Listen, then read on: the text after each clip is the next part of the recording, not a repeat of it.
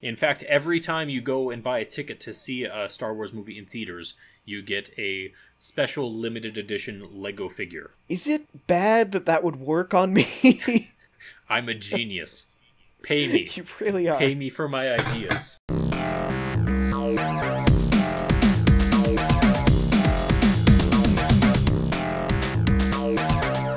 Ladies and gentlemen, good evening, and welcome to episode 2 of the Great and Grim podcast. He's great. He's grim. And today, we're going to start off by talking about the big thing that happened last month, the Steam sale. Ooh, so exciting. Did you manage to pick up lots of fun games for yourself? Now, I've just been doing this thing the past few years where I don't buy a single game for myself. And it's actually been working out pretty well. I just buy gifts for tons of other people, and I get a bunch of random stuff back. It is a perfect system. I don't have to really make those hard decisions like, what am I going to play next? Because really, that was just taking up too much brain power. I only have so much to give around. And yeah. Yeah, I have the opposite problem because not only do I get a bunch of random stuff gifted to me in return for the gifts I send, but I also buy myself a bunch of stuff that not necessarily was ever on my wish list, and my wish list is currently sitting at I think like 53 games, so it's just a never-ending pile of stuff that I need to get around and play. Are you always getting tempted by those super cheap ones? Like, this one's just $2. Yeah, well, for example, I was randomly searching through stuff arbitrarily, and I saw that Mirror's Edge Catalyst, the second Mirror's Edge game, was 90% off, so it was like $2 or $3, and I'm like, you know what, for a AAA game that,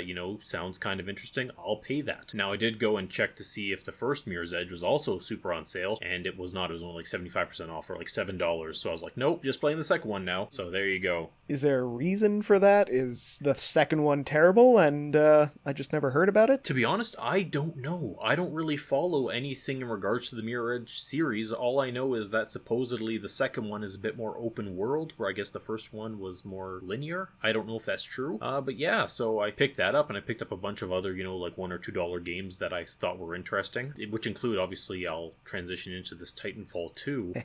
Well, the problem is, the big selling point for Mirror's Edge is the parkour, the free running. Yeah. And the problem that I have, and which I'll get into later, is that honestly I think Titanfall 2 does a better job at free running than Mirror's Edge does, which is kind of unfortunate. I mean, Titanfall 2 has that whole, gliding situation. If you're next to a wall, it just feels great. And I have been trying to make you play this game for so many years. It is one of my favorite games of all time. I love Titanfall 2. It's fantastic. I love having a big robot buddy who, I'm not going to spoil stuff in the game because I want you to experience it, but so glad you're finally playing it and appreciating exactly what I love about it. Just how freeing it is to move around in that game. And if you get around to the multiplayer too, it'll be even more maybe disheartening seeing the experienced players just flying past you and using a grappling hook to get across the map in 2 seconds because they just know how the physics work, and I never picked up those skills, but I guess you could play it a bit if you've played Apex Legends. They have some of the same things. Well, I mean, they're made by the same company, right? They are. And they started putting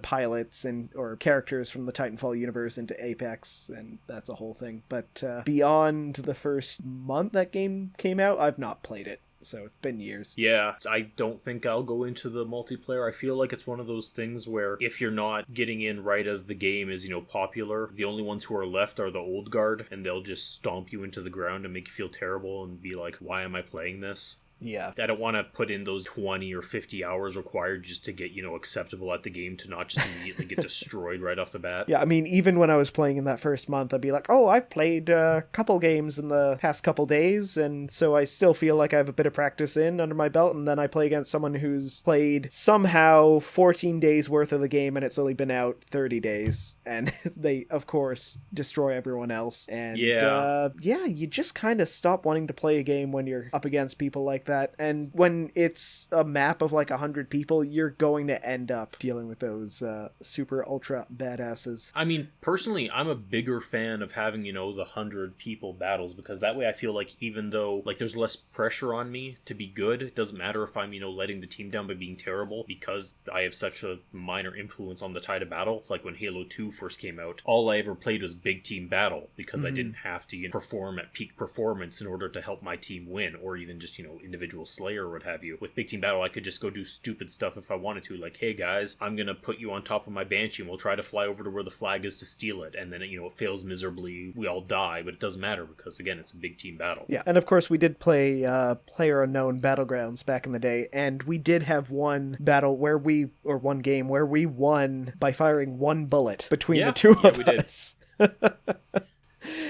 And if that's not pro gamer strats, I don't know what is. I mean, we had all the good strats, like when I thought I was disconnected, and you agreed and said, yeah, you're totally disconnected, so I just started jumping around trying to see where, the server was telling me the one enemy remaining was. Spoilers, I was not disconnected, so he just immediately shot and killed me, but it showed off where he was, so you killed him. You were a fantastic decoy. You were jumping around, he had no idea what you were doing. Exactly. I still have the screenshot of, when we won, and my body is slowly rolling down the hill. took one for the team.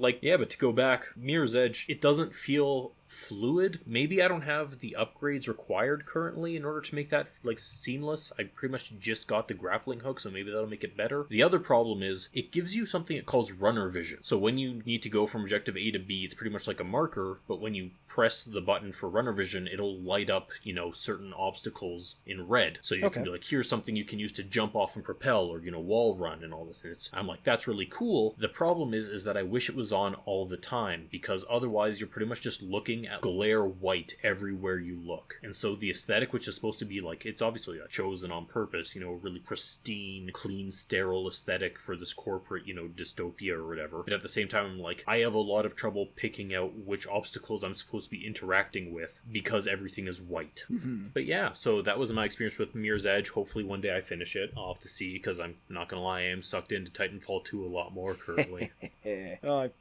How many years has it been? I've been telling you to play that game. Yeah, the problem is that I was sitting there and I was like, well, should I get Titanfall 1 and Titanfall 2? Now, it doesn't matter anymore. Titanfall 1 is off the Steam store. Yeah. Because the multiplayer has been taken down, and that's all it ever had. It never released with a campaign. So I was like, fine, I'll just bite the bullet on Titanfall 2. And so far, yeah, it's great. Such a good game. Anyone who hasn't played that game, go play it. It's on my top 10. It's on probably my top 5 favorite games of playing. It's a good shooter. And wow, that's actually really high, especially for, a shooter. It just filled that little hole in my heart that needed a giant robot friend. So... Well, I'm going to add it to the list, but maybe one day we'll have to do our top 10 games of all time list and see how it turns out. I feel like we'll have a bit of overlap, but sounds like a good idea to me. Yeah, I like it. Well, you might be surprised. Yeah. True enough. I did play another series in the past month that I did enjoy quite a bit. The Evil Within series. I do know of it. Yeah, essentially, I haven't played if you like Resident Evil 4, you'll probably like these games. I do like Resident Evil 4. Pretty much exactly what the second one is. The first one, they were getting to grips with how to make their worlds, and I'll be honest, the story is a bit weird. You're stuck in a VR sort of situation that's controlled by a brain that's altering reality, and I kind of prefer when it's more like, you're in the real world and fighting zombies or whatever, because if it's in VR, it's whatever. The brain what's the point? Yeah. You get thrown around all over the place in the first game. It's a kind of a disjointed mess in that way. You're thrown from a village to a castle to a city, and then the city's falling to pieces and bits of it going all over the place while you're driving around in a school bus that you managed to scrounge together. Yeah, it was all over. It just jumps you to set pieces. Yeah, exactly. With no connecting bits, and the connecting bits are kind of important in telling a story. Mm-hmm. The second one, though, they managed to make it a bit better by having a sort of hub that you would go to all these other places from. It was still set in a VR setting inside someone's brain, system that ran off of one person's brain. Okay. And yeah, they got rid of a few things that were weird, you had a match mechanic that was kind of fun, where if you're standing over a body, you could drop a match and it lights on fire. And if they were just pretending to be dead, they're just lit on fire and die straight away. Or if you have a huge group of enemies in a clump, you could light them on fire, and if you time it right, you could catch the new guys who are running at you. And it was a good way to save ammo, because it's a horror game. They try and make you work for it a bit. Don't just start handing out ammo until the end of the game anyway. Then it's just candy. Well, that sounds pretty fun, though. lighting stuff on fire. Absolutely. Would recommend. Nice. Life advice. Aside from that, that's what I have. Yeah, I mean, I got Torchlight 2, which I don't have much to say about. It's pretty much just your, what are they called? CRPGs nowadays? You know, your Diablo 2 clones. Let's go with that. Yeah, I mean, I do enjoy them because I like, you know, making builds. The problem that I have is that there's really two types of people who play those, and they're generally designed for the second type, which I am not. So the first type is you play through for the story and, you know, to experience the story that they've made, which is never anything super deep or exciting, but there's actually a plot to it, right? Sure. And then you have the second group who are pretty much like, no, the real game is the end game when you're farming bosses for loot. And so I just want to rush through and power level as quickly as possible so that way I can actually get to the farming. Like, I want to go and get as quickly as possible in Diablo 2 in order to do Mephisto runs so I can get, you know, whatever drops I need from Mephisto. So you're just playing the game to get better at fighting the final bosses? Like, is there something they're farming towards at the end? Or is it just, I want to have the coolest looking stuff? I guess it's just the coolest stuff. I'm honestly not sure what it really is. Obviously the gameplay loop appeals to them. And I mean, it exists in Borderlands too, right? Like Borderlands, there are raids. And so a lot of people just farm bosses for whatever guns they need so that way they can go and do the raids, which give them better guns. But I'm there and I'm like, I'm actually playing Borderlands, you know, for the story. I want to hear Handsome Jack making fun of me. That's what I'm here for. I'm here to play D&D with Tiny Tina. Love the story on that game too, now that you mention it. Yeah. And so once I finish Torchlight 2, I mean, it lets you do New Game Plus if you want, which I really appreciate because I like things that let you continue building up your character. Yeah. They also unlock a map room, so you can buy maps, which will essentially unlock randomized dungeons for particular levels, so you can keep farming that way, which I have no interest in. But yeah, so I just finished it and ended pretty much. I was like, that was a fun experience for me. I'm just not going to farm all the way to level 99 and make a max level build. Missing out. See those numbers? They're pretty high. Hey, I got the achievement for doing like 10,000 damage in a hit, so that's all I need. There you go. You're winning. Officially. Yeah. And then the other really small one I did was Stories Untold. And okay, so I believe the publisher is Devolver Digital, and so they've always done a lot of unique games like they did. I'm pretty sure they're the publishers behind Carrion, for instance, where you play essentially as the Thing. So it has like, I'm going to spoil this whole thing for everyone, so if you don't like that, I'm sorry, but too bad. So it starts off with like just unique game mechanics. So the first one is, you know, like an old school 80s, you know, like text adventure type thing where you examine a spooky house, and then, you know, it's like horror themed, so then it does go like, oh, something's creepy is going on in the house. You finish that one, get to the second one, and this one, it essentially has you performing experiments on like this alien artifact that was found, and so you're going through following the directions and like activate the x-ray, activate the this, that, the other thing, right? And you have to do it in sequence, and it starts getting a little bit monotonous, but the story's kind of interesting, like how does this all connect? And so then you get to 3, and 3, you're all alone in this like Arctic, in like Greenland weather station. And so you have people communicating you from other weather stations telling you like, okay, you need to decipher these codes that are coming in. And the deciphering is generally fine. The problem is that they make you go onto like this like microfiche looking thing. So you have to manually move each page across, and it doesn't work very well. And then you also have to like zoom in to focus it every single freaking time. And you're like, wow, this is getting really annoying. But it ends with aliens are invading. And you're like, oh my god, this is so wild, because like certain stations are like dropping out of contact as it's happening. You're like, wow, this is really, really great. And then episode 4 happens, and it's like, jokes. Turns out that you went drunk driving and got your sister and some other dude killed, and you made it look like the other dude was the one drinking and not you, and you've just been in a weird comatose type state at a hospital thinking that aliens are invading and stuff like that. But really, so they pull it's all a dream? Pretty much. Oh, it's like, good. Oh yeah, these are all those things that happened were just your delusions, and we used puzzles to connect with you. Haha. And I was like, oh, that was really disappointing. So yeah, but I mean, again, there's small games, doesn't take long to beat them, and I didn't pay much for them, so I don't feel as bad. But if I'd paid whatever the full price was going to be and it wasn't on sale, I'd be like, this is a letdown. Yeah. Because that's the problem with a lot of these games, is that, you know, they give, as soon as they give you an inkling of like paranormal or something like that, or, you know, like some overarching threat, and then it's like, no, it was something you did all along and it's in your mind, just like with Evil Within. This is not as exciting. You just actively made the story worse. Yeah, it really does. Evil Within 2, though, you pretty easily forgot about that sort of thing, which I appreciated. And they had some really cool boss designs and enemies that you're fighting. One little good, at least. Nitpick, though, I had is there's a lot of zombies that are just hanging out on the ground, and if you make noise near them, they'll get up and try and kill you. And I just wish you could have something you can do to take care of the zombies when they're just sitting down and being like, oh, you'll be so surprised. Because you can do sneak attacks in that game. So if you sneak up behind a zombie, you can stab it with your knife, and that deals with it in one hit usually, depending on how strong it is. But if it's sitting on the ground, you just have to look at it, and there's nothing you can do. You could shoot it, but you're wasting ammo at that point, and... So you're just waiting for it to jump up and grab you. Exactly, yeah. Aren't you surprised? I will say this, at least, with the Dead Space series, and especially Dead Space 1, when you were walking through and you saw bodies on the ground, if you wanted, you could stomp them all and break off all the limbs so that they couldn't get infested and come or jump up and surprise you. If they were down there and they were supposed to be jump up for like a sequence later on, you could break them preemptively if you cared enough, so you wouldn't have to fight them later. Yeah, and stomping was really effective in that game, if I remember right. Yeah, you could just stomp your way through anything. Any other games that you've been playing? One game left, and it was another short one, so it's called Gris, or I guess if you're speaking French, say Gris, but the only reason I had this game on my wish list was because the trailer music resonated with me. Okay. So if you haven't seen the game or anything, you can just go on the Steam page and watch that first trailer. You don't have to watch the trailer, forget watching the trailer, just listen to it, and if you like that song, then good, you like the song, I guess. But... the point is that it's just like, it's a platforming kind of puzzle-ish game, which is essentially the girl's walk through coming to terms with, I believe, her mother dying.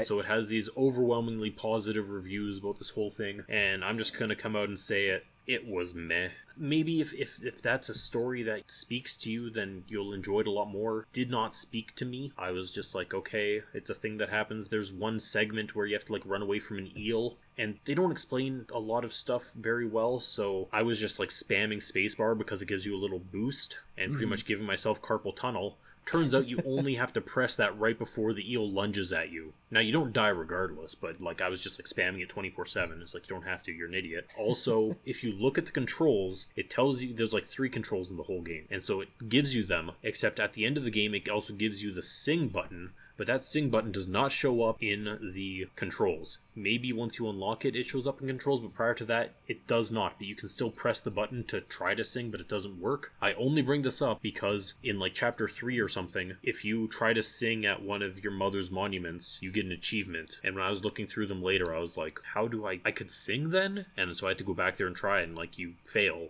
But they never told you could do that. So I was like, well, great. Way to not tell people how to play your game. Oh, that's for the replay value, though. I want to make you go back. I mean, you can, and spoilers, I did, but I used a guide to find all the collectibles because it didn't take very long. Like, to 100% the game took me something like 5.7 hours, which is nothing. But I will say that one song still resonated with me, so I did go and buy the soundtrack, because it was also on sale for like $3. Well, at least you got the thing that drew you into the game to begin with, anyway. Though, what is really stupid, and I mean, it's just, I guess this is how Steam works, or at least it works for Gris. I had finished the game, I had uninstalled it, then I bought the soundtrack. You have to reinstall the entire game to have the DLC come in, as far as I could tell. So I had to reinstall the entire game. Luckily, it's not very big. And then I was able to steal the, FLAC files and MP3s. They give you both. Mm-hmm. Save them elsewhere, and then uninstall again. So that's kind of annoying. You'd think for soundtracks in particular, they'd let you, install it individually. I mean, that would make sense, but... I mean, maybe it's possible because with the Halo Master Chief Collection, you can manually go into the DLC and choose what parts to download, right? Like Campaign 1, Campaign 2, or like Multiplayer, 2 or whatever. Mm-hmm. So maybe, I don't know. Super odd. Though it's possible that Gris is also one of the ones where they don't let you buy the soundtrack unless you own the game, which is kind of skeezy. If I hate, say, the gameplay of Hollow Knight, but I really like the soundtrack, because let's be honest, the soundtrack to Hollow Knight's amazing. It really is. Yeah, but they say you're not allowed to buy the soundtrack unless you own the game as well. I'd be like, yo ho ho, because at the same time, like, it's a game I have no interest in playing. I just want the songs. Now, maybe the songs maybe it's on YouTube or iTunes, I don't know. But you'd think Steam should have a way to be able to buy the soundtrack without needing the game. Wait, does Steam have a music section? I feel like they have a video section that I have never used, but I legitimately do not know. All I know is that I was thinking of also picking up the Hollow Knight soundtrack, but then I didn't because it was more expensive than I was willing to pay. Yeah, even especially at Steam prices? Well, Steam sale prices? I think it was like, I can't remember, it was between like $6 and $12, which honestly isn't terrible, but I'm sitting there, for that price, am I really going to listen to the soundtrack a bunch? And the answer is no, because I don't really listen to music tons anyway. So like $3, I was like, okay, I can swing that, even if I don't listen to the soundtrack that often. But once you're getting up there and I'm like, I've already spent all that money on the game itself, plus the DLC, see for Hollow Knight. I don't want to spend it, but if it was like $12 for this soundtrack. Honestly, I can't remember the whole thing. I only remember like the Shaw song. Oh yeah. Like Mbile Shaw when you're fighting Hornet.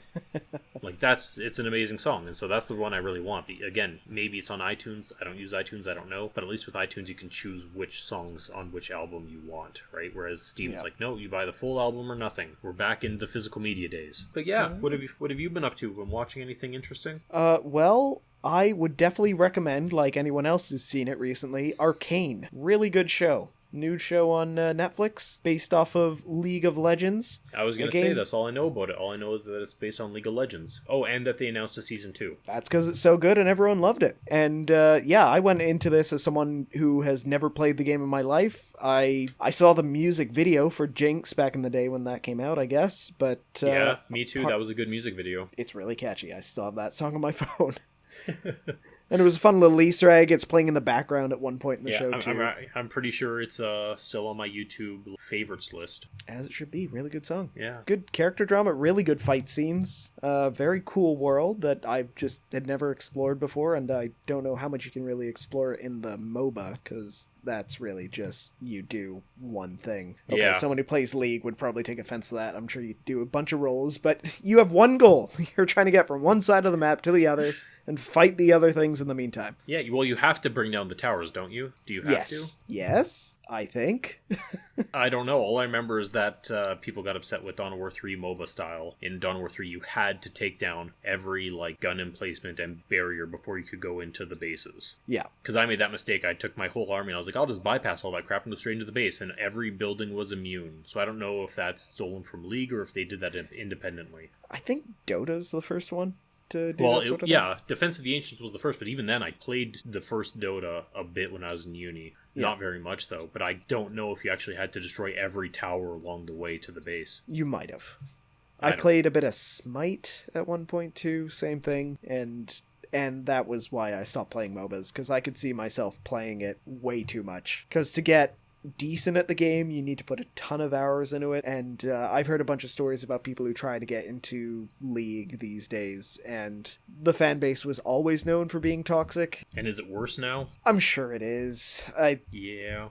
I heard of someone who played 20 games and then quit completely because they couldn't start getting a hang of it, and there's so many champions or characters you can pick, and you need to know what each one does so you know what you're up against when you're playing the game, and they all have dedicated roles that you need to understand, or else they claim you're feeding. Are you a support? Are you a jungler? Are you I don't know the other ones. I have a gun. I shoot things. I attack.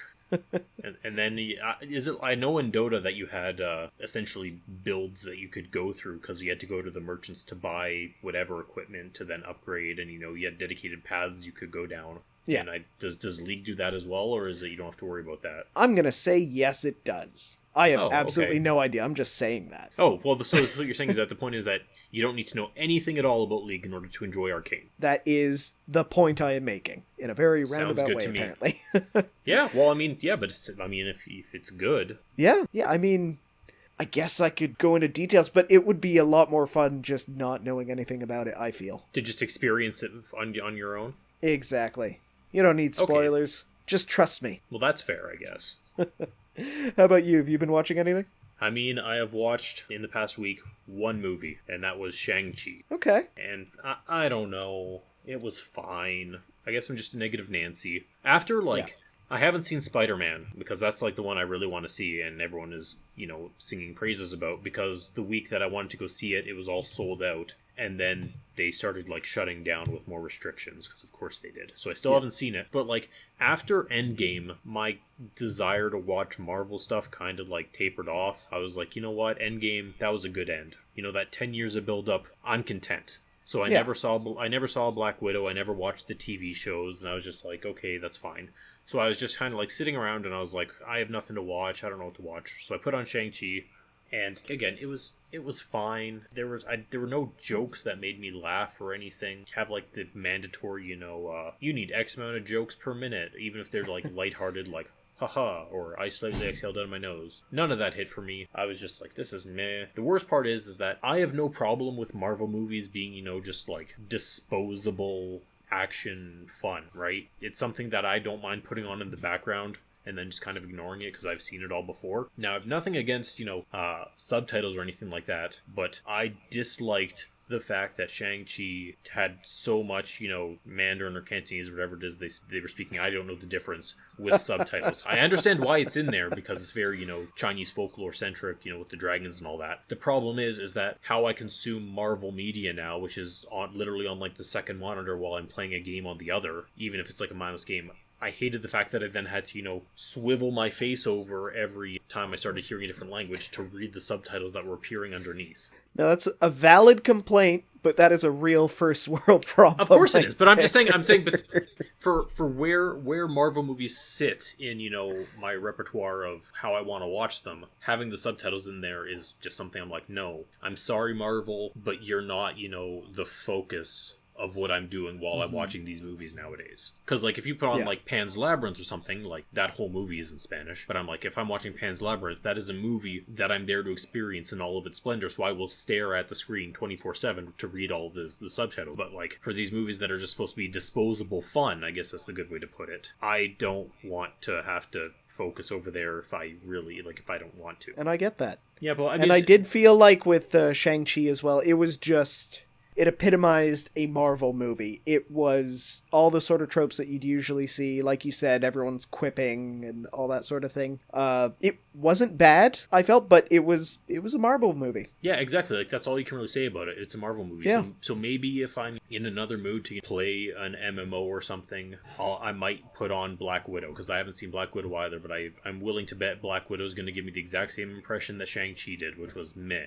Which is one reason why I'm really excited for Spider-Man, because everyone is being like, oh my god, you've seen Spider-Man, and everyone's like, this Spider-Man was amazing, it's great. And so I'm like, oh my god, this might actually be something to give me emotions again.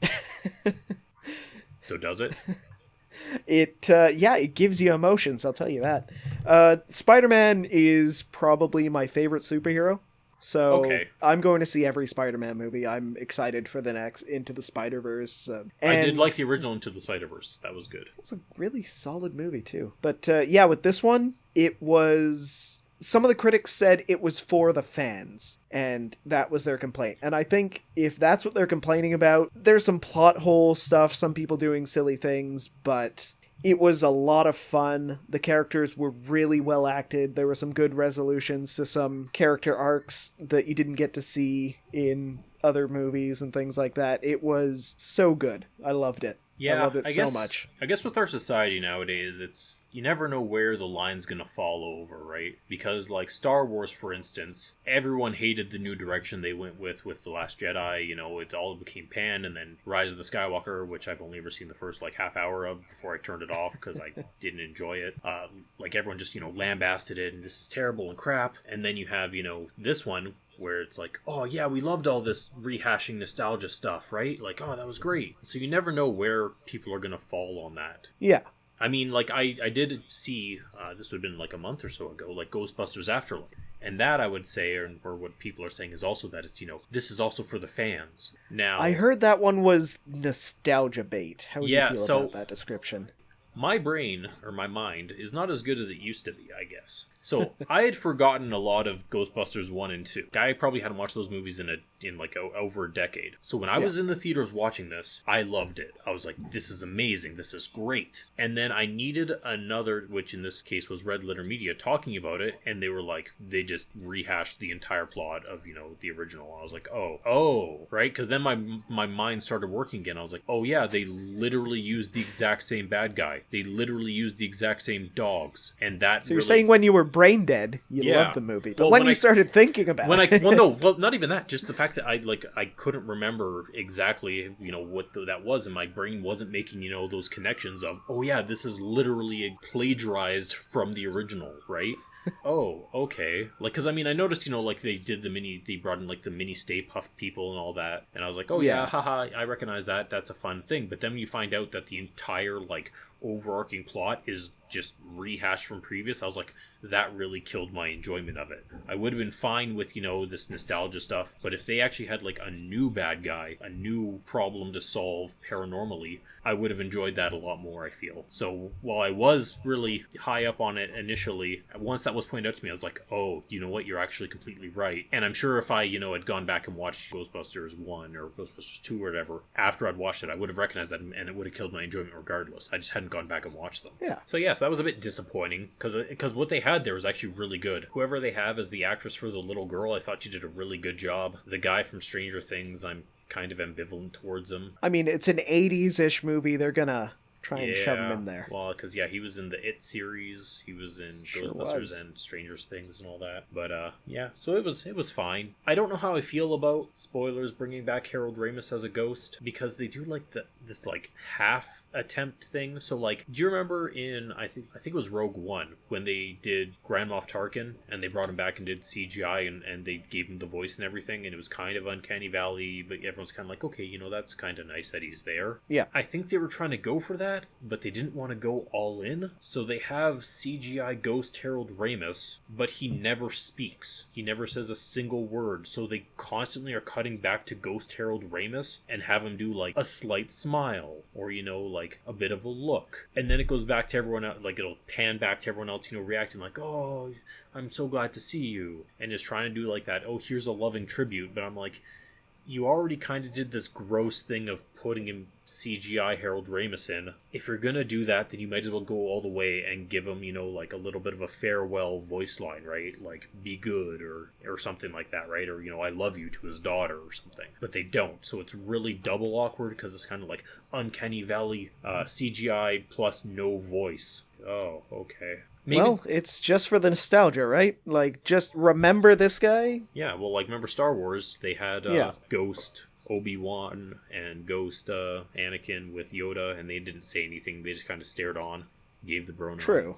Yeah, so who knows? There you go. In a way, it feels to me like the first Star Wars sequel movie that came out, where it's just A New Hope. They're hitting all the same beats. They got another Death Star, except it's bigger this time. Kill the mentor character, find the main character on a desert planet, and turns out they're an amazing pilot. Oh, yeah. Mechanic and everything like that. And I feel like that was the same thing here, where they're like, we know this worked once. We want to get all the people who loved it back in the day and spent all their money on this to just come back. And hey, remember this guy? We remember this guy. He was great, and now he's dead. Yeah, and people feels a bit like Tupac. Or Michael Jackson coming back, where it's just, can we just keep capitalizing on these people that people remember? I remember. And now we don't have to deal with their consent anymore, so if anything, it's easier. Yeah, and also way grosser. Yeah. I mean, point in their favor is it kind of makes sense in Ghostbusters to bring them back as a ghost, but yeah. But I mean, at what point are actors going to start writing into their contracts that you don't have the right to my likeness if I die? They probably will start doing that. Yeah, I wouldn't be surprised. But yeah, everyone always gave, The Force Awakens a pass. I didn't. There was just, like one minor irksome thing that I really wish that they had changed in order to make it, I want to say better, but what do I know? What's that? And that was the scene with Rey being the amazing mechanic, which I don't have a problem with. But I wish when they put, there was the limiter on the Millennium Falcon, and Han Solo's sitting there trying to fix it, like he's being an idiot and a buffoon and doesn't know what's wrong. And then, Rey fixes it, and he's like, "What'd you do?" She's like, "I bypassed the whatever." I really wish in that scene you had Han Solo fix it, and Rey says, "What did you do?" And he explains it to her, because at least that way he actually has a purpose as, the mentor figure. Because once they get to whatever that forest planet is, and he offers her a place on the ship as part of his crew, part of the family, right? And then she goes off to do what she has to do. Why that scene doesn't work? Because Han has nothing to teach Rey, because Rey's already a better mechanic for the ship than Han is. So I really wish they just swapped that scene a little bit to show, hey, look, Han has something to offer Rey that he can teach her. But they didn't do that. And I just wish Chewie could do more, instead of just being the muscle. But they gave him a medal, so it's all good now. Chewie deserves better.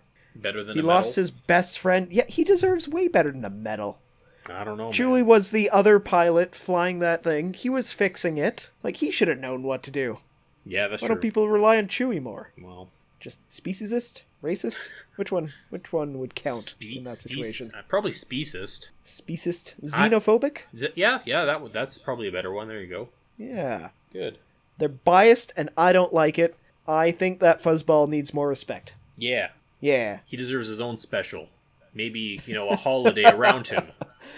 I can't see how that could go wrong. Maybe Christmas? Christmas themed? What do you think? Now, how would you have Christmas in the Star Wars universe? No. Christmas on Kashyyyk. Rolls off the tongue. It sure does. There you go. But this would be a long time before, the whole Christ thing it's surrounding. Well, they'd have to make up some new holiday, right? I guess. What could it be? What could we call it? Something to do with the Force? What is the Force? The Force is life. Maybe something like Life Day?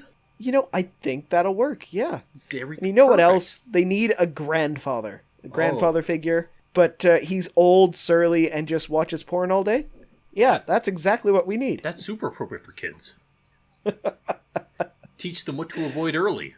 Seriously, though, why did they think that was a good idea? I feel like at that point he just wanted to cash in.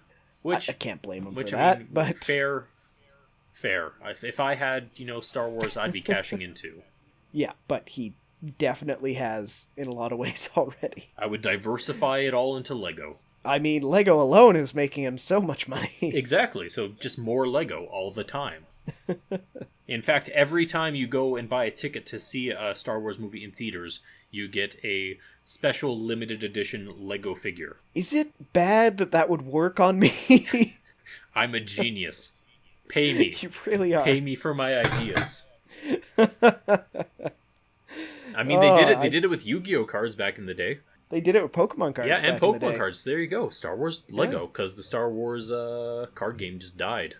Yeah, I don't even remember how it worked. I never learned how it worked. I did have cards, though. I don't know if I still have them or if they're gone, but yeah. Yeah, I think another kid stole mine that I only got by bartering with other kids at the playground. My parents never bought me any cards. I just got very good at trading food items and then working my way up to better and better cards. Nice. So what you're saying is you got the Magic the Gathering Power 9 through selling your cheese stringable. That's exactly what I mean. I have like 5 Black Lotuses. Oh, I should probably sell those someday. That's probably worth like $100,000. Do you actually have 5 Black Lotus? I have absolutely none of those original Magic the Gathering cards. No. I was actually going to be like, wow, that's impressive, because I remember there was that one story of that guy who was like, haha, look, I used these stupid old Magic the Gathering cards I had laying around as like a block for when I was spray painting the rims of my car, and everyone's like, oh, there was a Black Lotus in there, dude. Oh no. Yeah, this was years and years ago that I think I posted it, and he was trying to be all like, bro, he's like, look at the stupid children's card game cards that I'm using as this thing, and everyone's like, those are worth so much money, guy. I'm so sorry. Oh, that causes me pain. Yeah, it's like... But then again, it makes it better for everyone else that owns a Black Lotus. It's that much more there you go, dude. Expensive. You spray painted a rim and destroyed cards that are worth more than your car. No, I had a few shiny Pokemon, but I never had a Black Lotus. Yeah, I don't think I started until, I don't know, maybe Fallen Kingdoms or Fallen Empires. Maybe I know I had some Ice Age cards, but yeah, I was never in that early. I honestly do not know if any alpha packs were actually sent to like my city. Because, well, alpha was just so limited, and I didn't play at the time, so I wouldn't be surprised if a bunch of cities just never even got a single box of alpha cards, right? I mean, yeah. Yeah, who knows? They didn't know it was going to be a huge game. Can't fault them. Yeah. And now it's a big old business, Wizards of the Coast, who own all the fantasy things, it feels like these days. Yeah, well, they're coming out with, I mean, they're already remastering sets that are not even a year old. Really? Yeah, I guess end of this month, they're bringing out... I want to say it's called Innistrad Double Feature, which is literally Midnight Hunt and Crimson Vow combined into packs. And they're calling it, like Double Feature or something. I'm not entirely sure what all's in it or what it is. But yeah, I'm just in there like, I have no desire to buy any of it. Like, why are you you're remastering the set? That's not a bad name for it. No, it's not. But they're remastering the set that literally just came out Why wouldn't you then make it just, like a remaster of like original Innistrad or something? They're trying to see how far they can push nostalgia. Like, are you now nostalgic for the good times of 2021 as 2022 turns out to not be as great a year as you hoped? Although no one really has hope anymore. Yeah, exactly. I don't think I really heard Happy New Year. I heard more New Year. I don't think I left my house at all for that week leading up to New Year's, so I didn't hear any of it. Yeah, no one really wants to put their hopes on the new year and what it'll bring, because the past few years have been a bit of a decline, I guess. Yeah, just a little bit. And yeah, I googled, and it's literally just cards from Midnight Hunt and Crimson Vow, the two most recent sets that are just put together into boosters. Yep, they're just trying to see how far they can push people buying cardboard. And it's kind of like Double Masters, because Double Masters, when they did that, premium set, it had 2 rares in it. So this has 2 rares as well, one from Midnight Hunt and one from Crimson Vow. So, though I don't know what the price is going to be, if it's going to be, premium price, but either way, I won't be buying any. Didn't they increase the amount of total rares in every set now? Maybe. I don't follow anymore. Literally, the most I do is I buy, for the most part, 1 package of the new, sets, and I throw them into a pile if I ever do a Chaos Draft. All right. Yeah, I don't feel like their business model would work if they came out with it now. Yeah, like probably they're really banking on that so many people already really love this game. But if they came out and said, okay, we're going to send out these $5 packets of cards, and if you want the ones you want, you either have to spend so much money on these or buy them from resellers. Well, they can't say that, though, because they legally can't acknowledge the secondary market, right? So they'd only be able to say, if you want the cards you want, you have to buy, on average, X amount of packs. Yeah.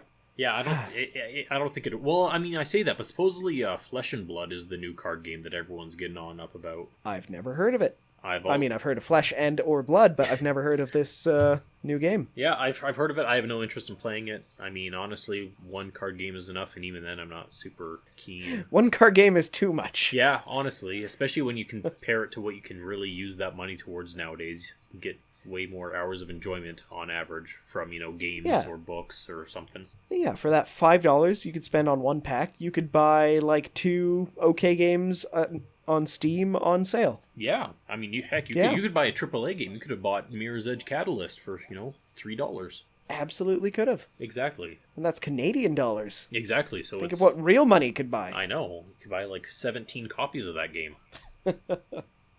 So, have you read anything recently? No. Oh. No, I have not. You're not a reader? I don't know. I've just been, with the Steam sale, I've been mostly playing games recently in my free time. I mean, that makes sense. I mean, I finally broke down after, over a decade of only reading manga online, and I bought my first physical print copies of stuff.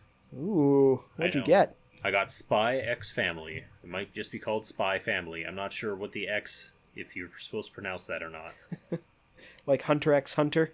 Yeah, though I think they just call it Hunter x Hunter. So it must just be called Spy Family, in which case, why is there an X in there? I have to type that X in when I search it. Because it looks cool. Yeah, and I failed miserably because I went to my bookstore, and they have, like, the manga section's been growing. It's, like, almost one whole 2-sided shelf now, where it used to just be a little thing in the corner. And I looked everywhere, and I was like, where is this? Where is this? Couldn't find it for the life of me.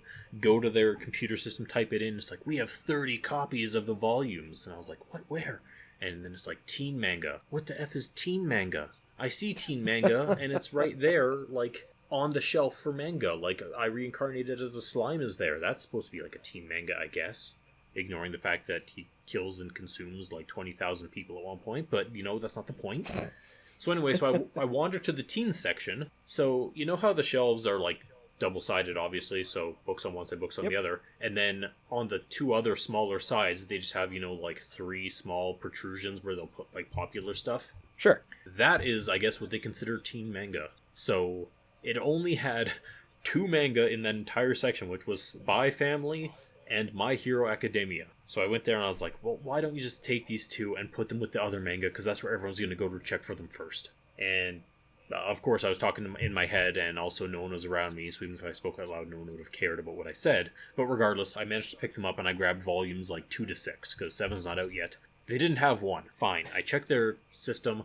there's one copy in a store way up north. I'm like, okay, like, I'm not going to drive up there to just check. So I phone them, and I'm like, do you have volume 1? They go to check, guy comes back. It's like, no, we don't actually have it. Must be a computer error or something. I was like, fine, I will buy this online. So I go online to Chapters, and sold out. Like, can't order it. No information or anything. They have every single volume except for volume 1. So I'm just like, fudging grand. So I then, search all my local stores and all this. Not a copy to be found. All it says is like, oh, we'll special order for you in like 21 days. At which point I'm like, well, if you're going to get restocked in 21 days, which I don't think they will. I think they just have that as like a default. So you'll pay the money. I'm like, Chapters will probably get restocked regardless. Yeah. Went on to Amazon because, your final store stop for anything is always Amazon. They must be out of stock in their warehouse because they're selling it for double MSRP, which means it must be right. So it must be a private seller who's like, haha, I have copies, I'm gonna gouge them. So I'm like, I'm not buying that, screw you. So I'm now the proud owner of a current not complete set of Spy Family. But how do you feel about the series? Was it worth buying? Well, see, that's the thing, is that I'm extremely picky about manga in general. I mean, I read a lot of it. A lot. And there are only 2 manga that I've ever read that I would actually want to have a physical copy of. One at a much higher position than the second one, and spoiler alert, Spy Family is the second one. And that's because I am like a heathen reader. I don't care about the art that much. Like, obviously, if I'm reading something and the art is garbage, I'm not going to read it at all. But I would say like 95 to 98% of the manga that I read or that exists, the art is, fine to good, but it's not worth me owning a physical copy of it. Because I don't pay tons of attention to the art. I'm just reading, the story for story's sake. It's nice that the pictures are there, but I don't, I don't stare at the pictures. I don't stare and go, oh, wow, look at Luffy's arm as it stretches really long to punch a guy. Ooh, isn't that drawn well? Like, I don't care. I'm like, oh, he punched a guy. Great. Or I guess One Punch Man. Ooh, look at, he did a one punch. Wow, great. Like, I don't care. But the facial expressions that are done in this manga are actually good enough, to make me chuckle.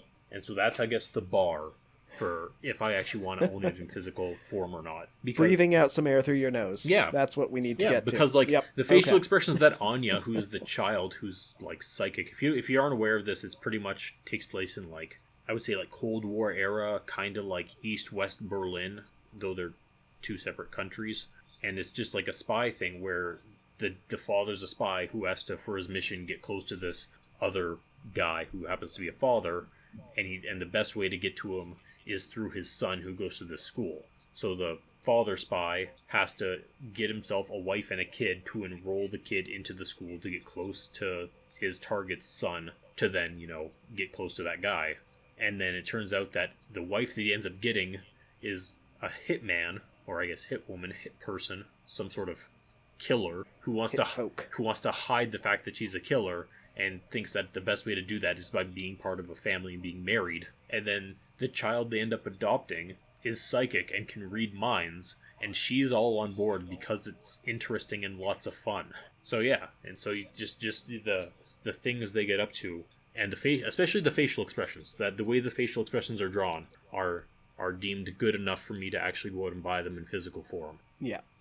Like, I've read it too. I read it every week because I really love this series. It is just... It's fun. Yeah, it is. It's fun. Like...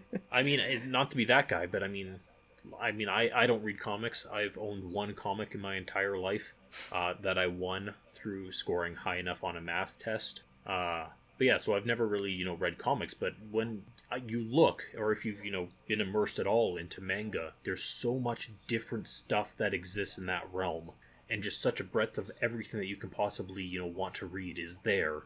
It's not a surprise that one manga or whatever, I think it's Demon Slayer, which I haven't read or watched, it's an anime as well. I'm pretty sure, like, Demon Slayer outsold the entire comic book industry. Which is just wild, because you're sitting there and you're like, Marvel's the big thing. Spider-Man just broke $1 billion, but in the actual comic form, no one's reading it. Everyone's reading, manga instead, and it's just, pure, unadulterated fun. Or if you want, I guess there's a, like, isekai, being reincarnated in another world was the big thing. And so you'd get, like 27 copies. Digimon. Yeah, but like you have 27 copies of that, but with a spin on it, like, I'm reincarnated, but I'm a slime. I'm reincarnated, but I don't know. Like I have I'm a vending machine. Yeah, or I'm four spiders. That was one? Yeah, the spider one, or it started with oh, I got reincarnated, but then I was deemed to be powerless, so I got shunned and thrown away to die. But it turns out I'm actually overpowered, so now it's a revenge story. And you have that for everything, and it's not even just action adventure. There's a whole breadth of stuff like what are those games called? Otome games. I don't know what the translation is like, but like is that like games for girls where you go and get like the like you're a girl and you're trying to get like boys, sim? Right? Like a dating sim? Yeah, there you go. It's like a girl dating thing where it's like okay. Yeah, so there's like a whole bunch of them where it's like I was reincarnated as the heroine, but then that started getting stale, so then it transferred to I was reincarnated, but I'm the villainess. And so there's a whole bunch of those ones that came about too. And so it's just the ideas that are being thrown out and published, most importantly published, is just insane. And with the internet, it's just the way that they can share the stories and the way they get picked up, because I guess a lot of these authors just start making manga or whatever on Twitter. And if it gets popular enough that, editors will actively seek them out and be like, we want you to make an actual manga for us. And it's just wild that that's something that's happening. Yeah, like aren't most of these ones that, have the weird name for one and just kind of come out of nowhere with a fan base, they're light novels that are written by usually Japanese authors in this case? Yeah, I mean, that's... there's a site out there whose name I can't remember where it seems like every one of these isekais originally came from, like, what's that one with Roxy and... Oh, that's gonna bug me that I don't know off the top of my head. Mushoku Tensei. One. Yeah. I don't know what... I know of that because I read the manga, but I don't know what it's called. But yeah, that's super popular. It's sort of being called the best isekai because it takes all those tropes, but it just does it in a really good fashion. Does it all really well, really cohesive, and a very flawed main character, which I like. Yeah, but like I don't know exactly what a light novel is. Like, what's the determination for a light novel? I've never read one. They're really only a Japanese thing, I guess. Maybe it's they're posting it online and it's not getting published in some other form. It's just all on this one site. Yeah, maybe, because I mean, like, we have like short stories and stuff like that. But like, if you're posting a short story that ends up being thousands of pages, well, then you're writing a series, right? So I don't know what a web serial would that maybe be what it counts as. Yeah, so I'm just not sure exactly what is the determination for a light novel. I'm sure someone knows. But yeah, and so there's just all these things, and it's just super odd that, well, at least from our perspective, I guess, in the West, to have like a site where so many authors are being picked up off this and actually published. Because there have been a few, obviously, like, what is it, 50 Shades of Grey was Twilight fanfiction initially, right? Which, I don't know, I haven't read either of those. Me neither, Twilight but I've heard, but I mean, I've heard that. But how do you get from a vampire to a billionaire? Well, I mean, I feel like there's a few steps that... I mean, if I were a vampire who could live forever, I mean, I'm pretty sure that I'd be able to figure out how to become a billionaire eventually. But I mean, yeah, if you've been living for hundreds of years. Yeah, but the only other one I can think of is there was a movie that was released. It was an okay movie. It was a horror one. I want to say it was Lights Out, something like that, where the monster couldn't exist in light and she only appeared like in darkness. And the director behind that movie got that movie because he posted a short clip on YouTube of essentially that idea where he's standing in a hallway and then when the light turned off, the creature appeared, and then when it turned back on, it disappeared, and then it slowly came at them, right? It was a short clip, but I saw that short clip. I didn't realize they'd turned it into a movie. Yeah. Cool. Yeah, so those are the only two that I can personally think of, but when you look at, the manga industry... There was also the one with Martin the guy who plays the Hobbit. Yeah. He is a guy who's infected as a zombie and he's slowly becoming a zombie, but he's trying to get his son like across the country or something. That was based off another short of the same name, and it's gonna once again bug me that I've completely forgot the name of the thing that I'm talking about, but can just remember very clearly. Are you sure? Cargo? I think that's what it was called. Was it? Okay, because I know that there was a weird zombie-ish type movie where there's a family trying to cross ground, but it had the Skarsgård in it, I think. One of the Skarsgards. I am looking on IMDb right now. Martin Freeman. Cargo. Got his son on his back. Yep, definitely zombies. Well, I am not insane and remembered correctly. It's nice to be validated. Yeah. I'm thinking of Hidden, which is another zombie-type movie, but it's also with the Skarsgård, Alexander Skarsgård, because there's too many of them nowadays.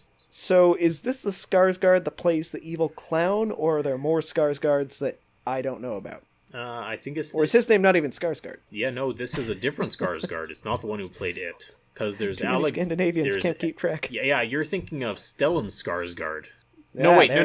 Stellan Skarsgård there it is the guy who played Boris in Chernobyl, and also the scientist in Thor. And then it's all right. It's his brother, I think Bill Skarsgård. Yeah, Bill Skarsgård played the clown in It. Okay. So the whole Skarsgård clan is just everywhere. I mean, it's like the Baldwins, I guess. You got the one famous one, and then... No, except they're all pretty famous. Yeah. They've been in... Well, I'd say Alexander Skarsgård's the least famous of the three that I listed. Yeah. But I think it's really interesting the way that, however it's set up, which I have no clue, because it's not like I've ever experienced it in person or even done any research about it, just how effective they are at taking essentially, regular people and pulling them into, like the published realm. Yeah. Though, I mean, I guess it's actually really easy for them, because all they have to do is make a big hit on Twitter, and if it picks up enough traction, then they're like, hey, you want to, write 10 chapters of something, and if it's popular, you keep getting published, and they say sure. Because that's how, what is it, Mieruko-Chan, or whatever it's called, was... I will take your word for it. Was done. It was initially, I think, it's the one where the girl can see ghosts. I think it recently became an anime, but it's really good if you haven't read it. I'm gonna be honest, Girl That Can See Ghosts doesn't narrow it down that much. I feel like that one's pretty popular. Yeah, well, there's quite a few of them, but it literally, I typed in Mier Mir, and the first thing that showed up was Mieruko-Chan. But yeah, it's a big one, and the thing about it is that there's actually like a plot and story behind it, which makes it really interesting, right? Because you start with some sort of gimmick, but you need to actually have an interesting story and plot to go along with it, right?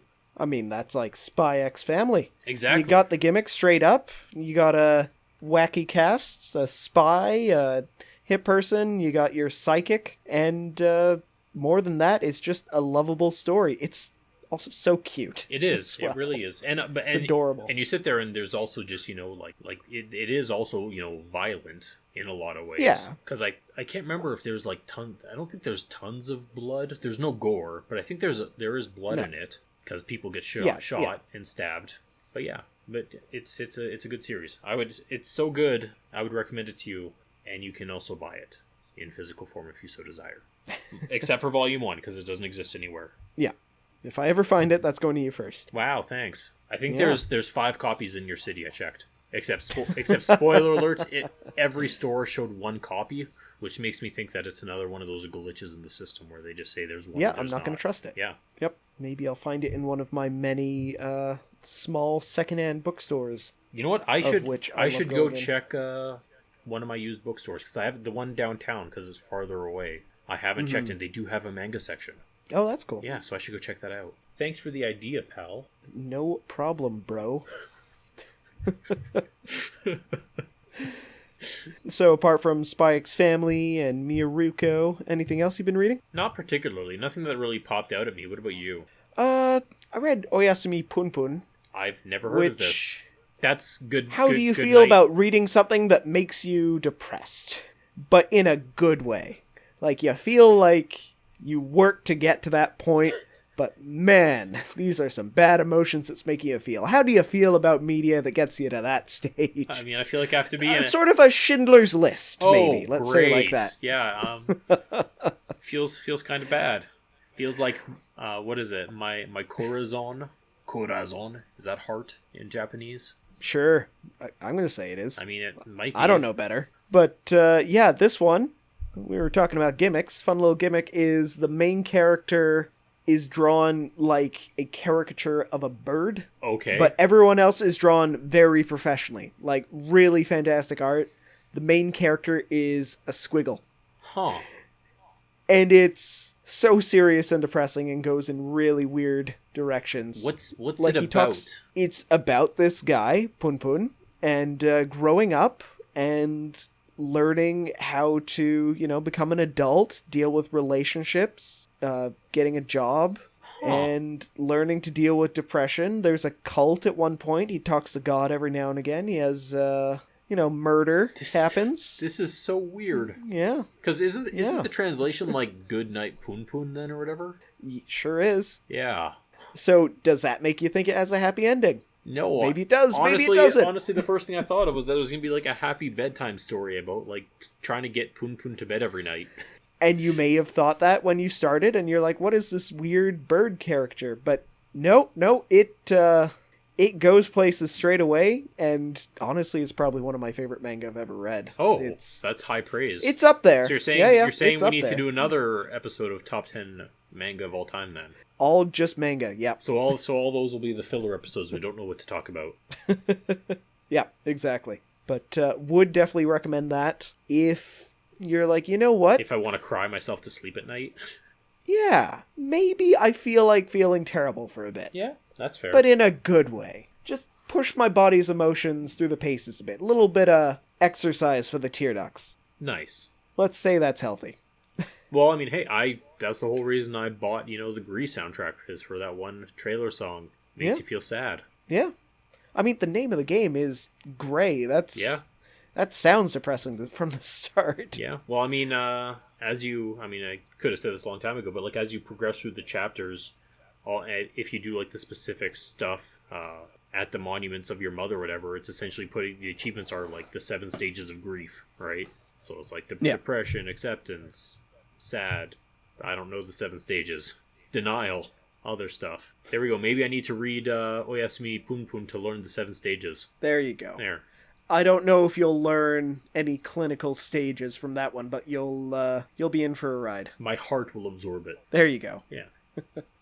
And I guess we were talking about isekais and all that. I had been reading Solo Leveling. I've heard so much stuff about this, and it's like the top. Is it manga or is it manhwa? It's like Korean. Yeah, so I think it's manhwa. I think that's what it is. I've heard so much stuff about this, but what is it about? It's a power fantasy. But that's it. So it's the power fantasy. Is it like One Punch Man power fantasy or no? Because One Punch Man is satirizing power fantasies and the main character being super OP.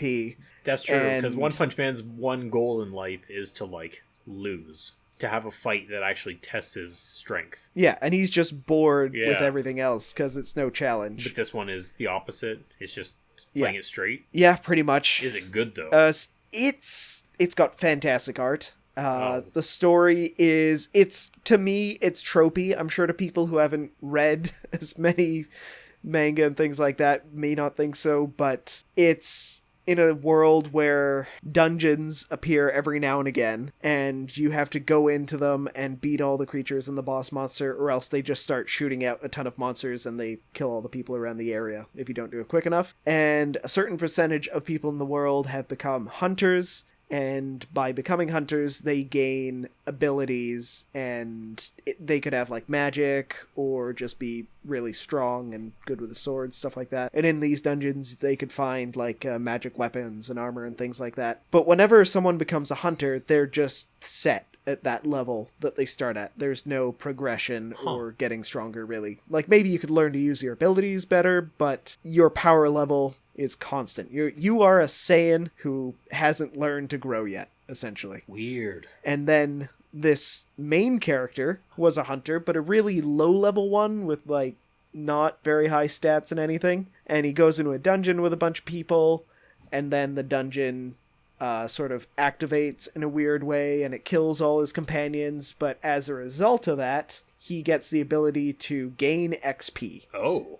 So he can grow. He breaks the system.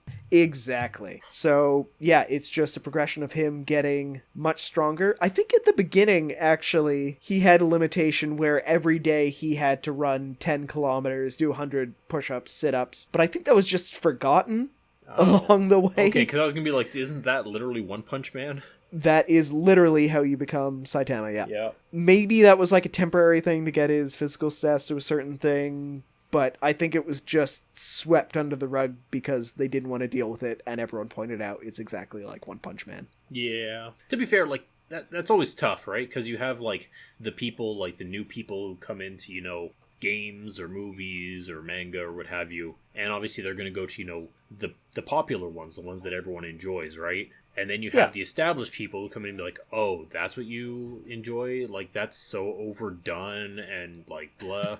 You need this, niche thing instead because it's something new and exciting. But you have to remember that for these new people coming in, those big ones, that's their first foray. Like, that's the first time they're experiencing it. So for them, that is super exciting. And then in, 5 or 10 years, then they can, join the rest of the people in being disheartened and disillusioned with all that mainstream stuff and can go look for the other stuff. Like, tropes aren't bad. They're popular for a reason.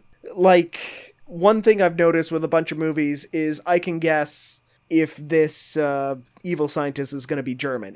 It's either like German or British, one of the two, usually.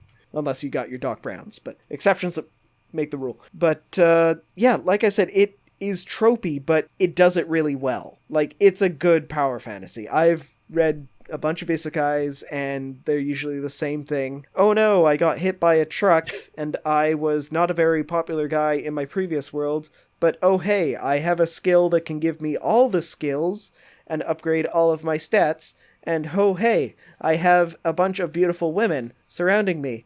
Oh, but they are all hitting on me, but I'm so shy about it. And I don't know. I mean, to be fair, there was a really nice, I don't know what you'd call it. I think it was like the Thai version of manga, or I guess you could just call it a manga, I guess, because it was drawn that way. But it was like this Thai one where it was just a regular Joe on Earth, and his entire job was to like stake out and stalk potential heroes in other worlds and then hit them with his truck to send them to those worlds. And so there was like... Good man. Yeah, so they were like essentially these like fairy god people who, if you could see them, they'd come to you and be like, we'll pay you money if you do this for us. And so they give him like the fender of the magical fender, which when you hit with them, it transports their soul to whatever worlds are needed. I don't know what happened to it, but it was good. Maybe the premise was enough for it, and they're like, yeah, there's only so far you can go with this. Yeah. Because I'm pretty sure the last chapter that I ever read was like, he was training a new person on how to do it, and she was like had to kill like a whole class or something of kids. But yeah, it's funny how things can, branch out. And something that you never expected you'd want to watch or read or whatever ends up being really interesting. Yeah, like I didn't have high hopes for One Punch Man. It's a guy who can defeat any enemy in one punch. How fun could it be? Very fun. It's freaking hilarious. Have they released... And really well animated, too. Have they released Season 3 yet? I have no idea. Yeah, I also don't know. I think I only watched up to the end of Season 2. Yeah. Because Season 2 is when he fights on the alien on the ship, right? Sounds right. Yeah, then that's as far as I got. Plus the OVA, where the psychic girl kills the zombie man. Tatsumaki, and yeah, his name's Zombie Man. Yes! 50%. Perfect. Yeah, solid show. Yep. You know what else is a solid show? What is a solid show? Well, I already talked about a show on Netflix that's based off a video game. Okay. But there's another show on Netflix. Okay. Is it about a video game? It sure is. Okay, can I guess what it is? I do know. Well, it's based off one. Do it. I do know. Go for it. I do know. Is it recent? Is it new? I mean, came out the past couple years. Is it animated? They had a few seasons. It sure is. Have I watched it? You're on the right track. I don't think you have. Have I told you to watch it? Probably. And you said it's animated? It sure is animated. Is it like cartoon animated or like Pixar animated? Cartoon. Okay. Was it released in English or in Japanese? English. Oh, if it's an English one, I have no clue. It's Castlevania. Oh, okay. Yeah, I was not going to guess that. Is that... You were not going to get... I mean, that's Japanese, isn't it? Isn't Castlevania Japanese? Well, the original game definitely was. Yeah. It's Capcom, Konami, I'm forgetting, and I should feel ashamed. I want to say it's Capcom. But, yeah. Or wait, sure. no. Let's go with that. It's Konami, I think, because Konami is the worst. Okay. It's the worst. It's got to be Konami. I think it was done by an English studio. Okay. But no matter where it came from, it's so good. It's fantastic. People talk like real people. They swear. They complain. A lot of anime feels a bit stilted. Yeah. I would say. And a bit of that is cultural, but... I mean, that's why I watch everything with subtitles. Yeah. So I don't have to deal with the awkwardness because I don't understand it. I mean, you can still tell when it's awkward, even if it's in another language. Believe it. Oh, I do. Freaking Naruto. I mean, yeah, I guess we wouldn't recognize when it was yelling Databayo. Yeah, no. Japanese. I don't know, but yeah, I don't know much about Castlevania. Like, I've never played any of the games, because what were they released on initially? PlayStation? I'm gonna say yes. Like, or no? Sega? Super Nintendo first? Either way, I didn't have any of those, so I was never on the Castlevania train. Nice. Well, basically, you're running around a castle with a whip, eating fried chicken, and then eventually you fight Dracula. So, in this show, he's running around with a whip, they eat probably some chicken, and they fight Dracula. And it's so gory. The fight scenes are a treat. Like, that was definitely something they were focusing on, and they did it really well. So is this following the story of the first game, or is this just like a made-up story? I couldn't tell you. Okay, yeah, I was gonna say. I think it's loosely following some stories, but it's Dracula. Yeah, because honestly, you got a super strong vampire that they're ultimately going to try and kill. Do you want me to spoil any of the story for you, or just like the premise? Sure, you can spoil it for me. All right. First episode, Dracula ends up with a human wife, and then the evil church, the church, decides, hey, you're a witch, because you've been trying to heal people and stuff. How dare you? So they burn her, and then Dracula's like, you know what? I am so pissed off, I'm just going to kill all the humans. All of them. Yeah, that sounds fair. Humans are the worst.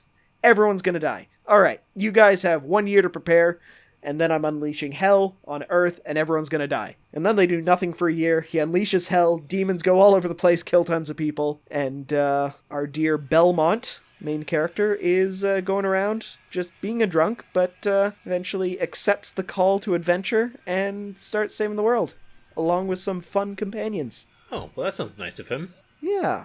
And he's swearing and complaining about it the entire time. He's great. I mean, that's what I would do if I were shoved on an adventure I didn't want to be a part of, where everyone's fighting zombies. I'd be like, this sucks. Could be at home reading manga. Nope. Gotta kill people. Just getting drunk. Well, life is tough. Yeah, because all I know is, I think it's, Symphony of the Night is the big Castlevania game, something like that. I've watched like some AGDQ runs or some such. And all I know is that once you get to the top and like kill... I don't even think you're playing as Simon Belmont in that game. I think you're playing as a vampire. But then you go to... you're playing as Alucard then. Sure. And then you go to the top and you kill big bad vampire, but then the game like reverses, and so you have to fight through the game the second time, but the castle's like upside down. Okay. That's as much as I know about Castlevania. There's all my knowledge. Enjoy it. Savor it. Bathe in it. Good. It'd be like a light sprinkling of salt. That's how much knowledge I have. So it sounds like you're starting off in the perfect position to just dive into the series, barely knowing anything. Yeah, pretty much. So Arcane and Castlevania, I can just go straight in because I know nothing about any of them. Yep. I'm giving you homework. You should watch both of these series. Oh, work. How dare you? I know, right? Yep. How dare you try to force me to have fun?